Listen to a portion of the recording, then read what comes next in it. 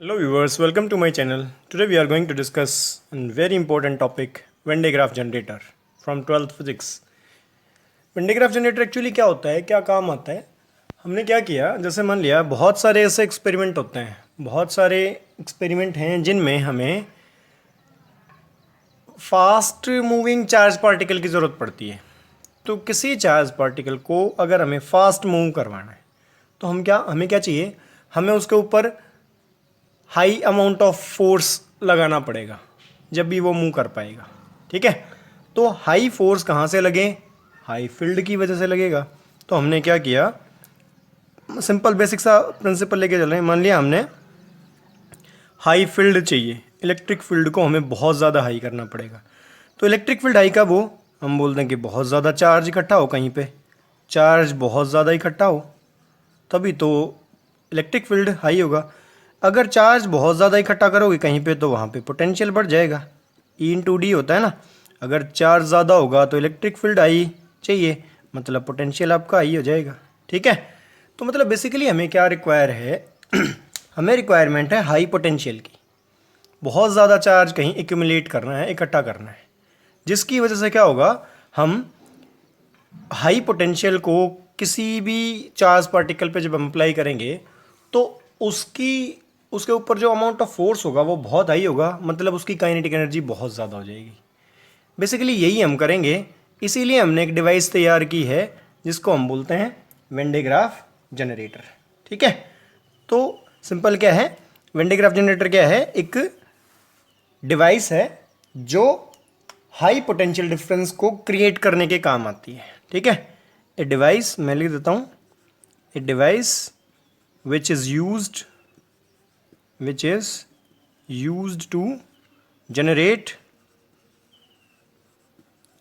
a high potential difference, ठीक है, हमें ये करना है। कितना हाई करते हैं, ये होता है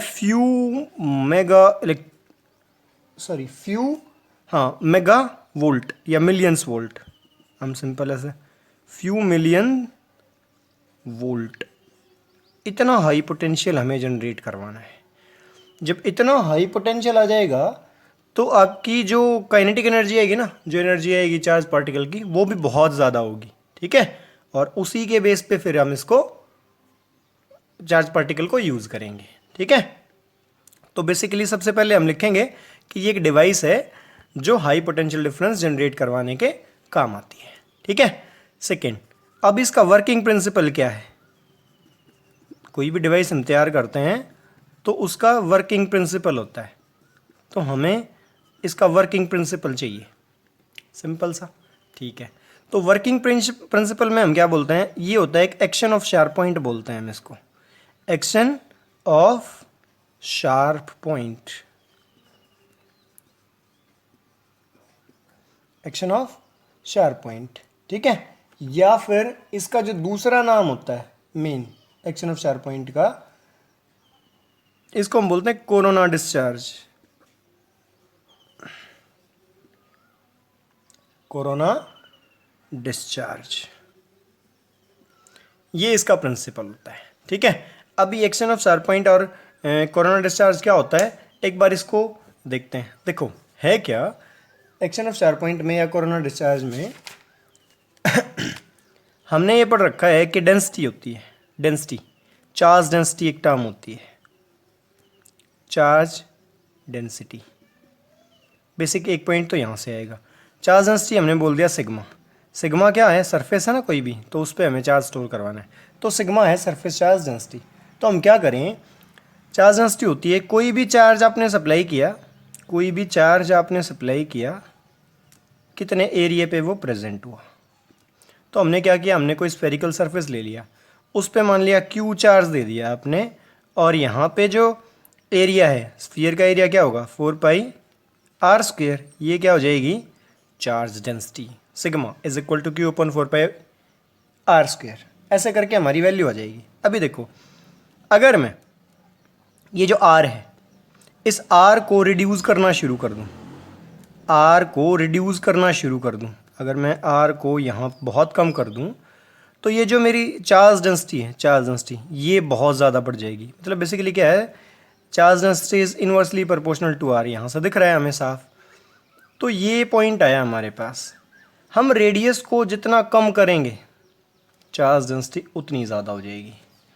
तो अगर हम मान लिया जैसे सर्कल कोई भी एक लाइन ड्रॉ करें, मान लिया हम ऐसे ऐसे कोई कर्व ड्रॉ कर दें, तो उसमें क्या होगा, यहाँ पे एक सर्कल बनेगा, इसका रेडियस ज़्यादा है, यहाँ पे कम। तो हमने क्या किया, इसी फॉर्मेट को यूज़ करके हमने शार्प पॉइंट को यूज़ किया। शार्प पॉइंट का मतलब यूं एंड। ये शार्प पॉइंट क्या करेंगे, सोचो, इस पॉइंट पे जो स्फीयर बनेगा यूं छोटा सा बनेगा, बिल्कुल इस पॉइंट पे जो स्फीयर बनेगा शार्प पॉइंट पे, वो तो बहुत छोटा होगा। स्फीयर बहुत छोटा होगा तो रेडियस बहुत कम होगा, यानी कि चार्ज डेंसिटी बहुत ज़्यादा हो जाएगी। ओके, सिंपल है कि इतनी सी चीज़ समझो कि जैसे हमने क्या किया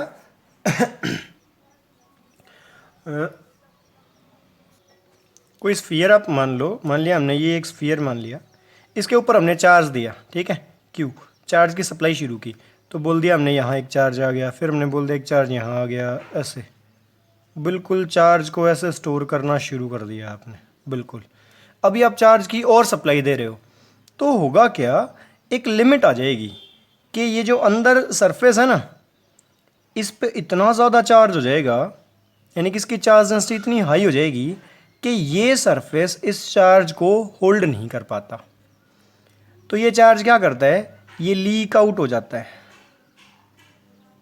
लीक आउट होना शुरू कर देता है। और क्या करेगा, इस अपने आसपास की जो एयर है उसको आयनाइज करके और इस चार्ज का फ्लो शुरू हो जाता है, ठीक है।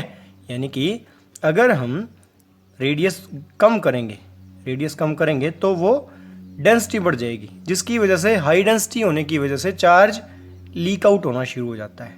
इसी बेसिक प्रिंसिपल को हम फॉलो करते हैं, इसी को हम बोलते हैं action of sharp point. Sharp point इसीलिए किया ताकि रेडियस कम हो, ठीक है। तो ये बेसिक प्रिंसिपल है। दूसरा इसमें जो रूल अप्लाई होता है वो होता है, जैसे मान लिया किसी भी चार्ज को जब हम एक होलो कंडक्टर के ऊपर सप्लाई करते हैं तो होता क्या है, कंडक्टर होलो है तो अंदर से बिल्कुल खाली है, तो जो चार्ज है वो स्टोर कहाँ होगा, बेसिक बात यहाँ पे आती है। तो चार्ज अंदर तो कुछ है ही नहीं जो चार्ज को होल्ड कर पाए, तो जितना भी चार्ज हम होलो कंडक्टर को देते हैं वो क्या करता है, उस सारे चार्ज को अपने आउटर सरफेस पे भेज देता है, ट्रांसफ़र कर देता है, ठीक है। और वो चार्ज उसके आउटर सरफेस पे यूनिफॉर्मली डिस्ट्रीब्यूट हो जाता है, ठीक है। सेकेंड ये प्रिंसिपल फॉलो करते हैं, ठीक है। Charge given to a hollow conductor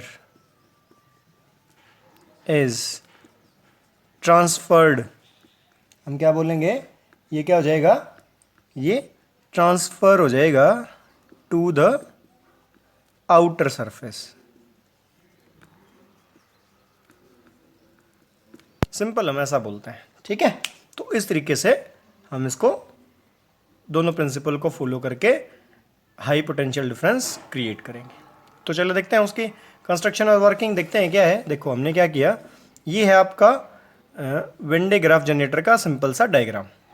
तो इस डायग्राम में देखो हमने क्या क्या किया है। पहले तो कंस्ट्रक्शन की बात करें, हमें क्या चाहिए था, एक तो एक्शन ऑफ शार्प पॉइंट और एक होलो कंडक्टर, ठीक है। हमने क्या किया, सबसे पहले तो एक होलो कंडक्टर लिया ऊपर, एक स्फेरिकल शेप का हमने क्या किया, एक होलो कंडक्टर लिया, ठीक है, ये वाला ऊपर, ठीक है।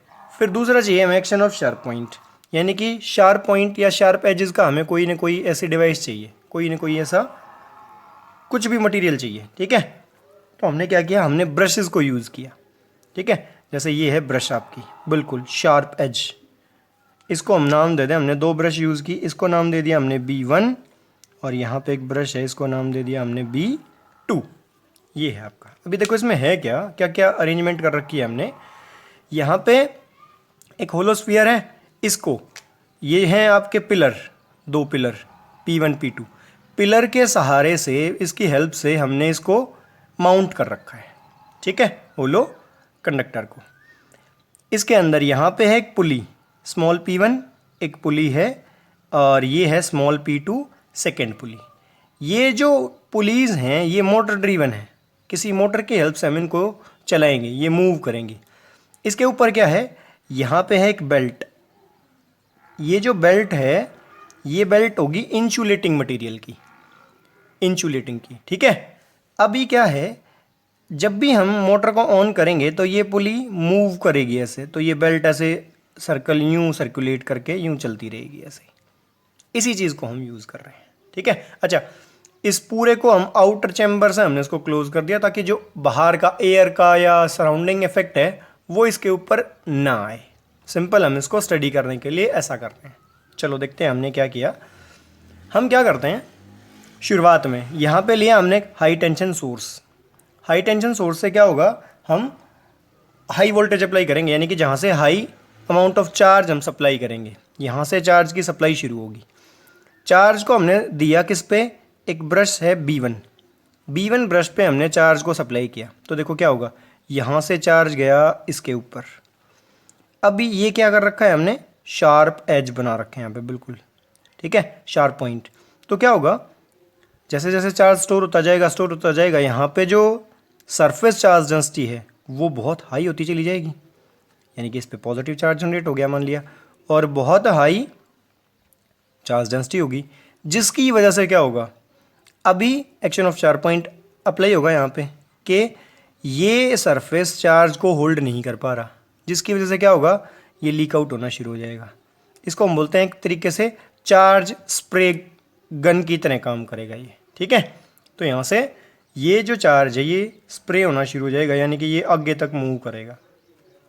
सामने क्या है, सामने है एक मोटर ड्रीवन पुलिस सिस्टम जिसके ऊपर एक इंसुलेटिंग बेल्ट लगी हुई है। तो ये चार्ज इस इंसुलेटर पे जाएगा, इंसुलेटिंग बेल्ट पे जाएगा। तो क्या होगा, जब ये बेल्ट मूव करेगी तो ये चार्ज का फ्लो भी शुरू हो जाएगा, यानी कि हम बोलें ये चार्ज भी ऐसे ऊपर की तरफ मूव करना शुरू हो जाएगा ऐसे करके, ठीक है। तो ये चार्ज भी मूव करेगा, तो ये चार्ज ऊपर गया। जब ये यहाँ पे सेकेंड पुली पे आता है, यानी कि ऊपर टॉप वाली जो पुली है उसके ऊपर आता है, तो यहाँ पे क्या है, एक और ब्रश लगा रखी है हमने। तो एक इंडक्शन मेथड होता है, हमें पता है, अगर यहाँ पे पॉजिटिव चार्ज आया तो बाय इंडक्शन यहाँ पे नेगेटिव चार्ज आएगा, और उसके अपोजिट एंड पे क्या आ जाएगा, यहाँ पे पॉजिटिव, ऐसा ही तो आएगा। फिर ये पॉजिटिव किससे कनेक्ट कर रखा है आपने, सरफेस से, आउटर सरफेस से। तो क्या होगा, जितना भी आप पॉजिटिव यहाँ से मूव करवाओगे उसी अमाउंट का नेगेटिव, और फिर यहाँ पे पॉजिटिव बैक एंड पे, और वो पॉजिटिव फिर किसको सप्लाई किया हमने, इस कंडक्टर को। और हमने क्या पढ़ा है, सेकंड प्रिंसिपल, कि जितना भी आप चार्ज किसी कंडक्टर को दोगे, होलो कंडक्टर को दोगे, वो अपना चार्ज कहाँ ट्रांसफ़र करेगा, आउटर सरफेस पे, और वो चार्ज आपका यूनिफॉर्मली डिस्ट्रीब्यूट हो जाएगा एक सरफेस पे। ये काम हम कर रहे हैं, ठीक है। तो इसमें क्या होगा, हम चार्ज की सप्लाई यहाँ से बढ़ाते चले जाएंगे, तो चार्ज यहाँ पे मूव करता जाएगा, और इस होलो कंडक्टर के सरफेस पे एक बहुत हाई अमाउंट ऑफ चार्ज इकट्ठा हो जाएगा। हाई अमाउंट ऑफ चार्ज जब इकट्ठा होगा तो क्या होगा, जैसे मैं बोल दूं हाई अमाउंट ऑफ चार्ज, अगर चार्ज बहुत ज़्यादा होगा तो मैं क्या बोल लूँ, यहाँ से इलेक्ट्रिक फील्ड की वैल्यू बहुत ज़्यादा हो जाएगी, क्योंकि जितना ज़्यादा चार्ज होगा उतना ज़्यादा इलेक्ट्रिक फील्ड, और इलेक्ट्रिक फील्ड अगर ज़्यादा होगा तो उतना ज़्यादा पोटेंशियल। ये बेसिक प्रिंसिपल आ जाएगा यहाँ से, ठीक है। तो हम क्या बोलें, एक वेन डायग्राफ जनरेटर एक डिवाइस हमने तैयार की है जिसका काम क्या है, हाई पोटेंशियल डिफरेंस को क्रिएट करना, जिसकी हेल्प से हम किसी भी चार्ज पार्टिकल को विद मैक्सिमम काइनेटिक एनर्जी या बहुत high amount of kinetic energy से मूव करवा पाए। ये बेसिक प्रिंसिपल होता है। इसमें अगर आपको कोई भी किसी पॉइंट में अगर कोई डाउट है तो उसको एक बार कमेंट सेक्शन में मेंशन करें, मैं उसको और क्लियर करने की कोशिश करूँगा। तब तक नेक्स्ट वीडियो में हम मिलते हैं नेक्स्ट टॉपिक के साथ। तब तक आप एंजॉय करें। Thanks for watching my video. Thank you.